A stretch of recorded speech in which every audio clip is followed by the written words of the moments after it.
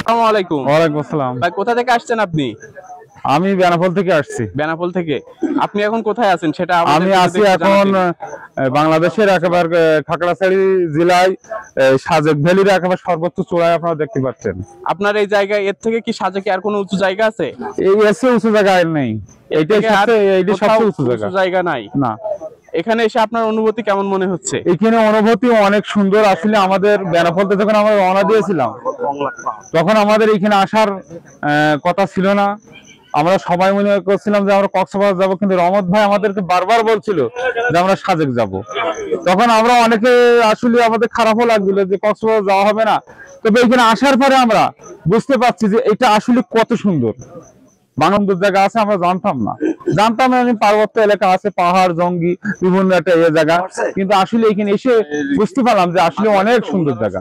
আমি সারা বাংলাদেশের লোকজনের বলবো, আপনারা যদি বাংলাদেশকে দেখতে চান তাহলে অবশ্যই পার্বত্য এলাকার বান্দরবন, খাগড়াছড়ি, রাঙ্গামাটি এই সমস্ত অঞ্চলগুলো আপনারা ঘুরে দেখবেন, বিশেষ করে এই সাজেক থেকে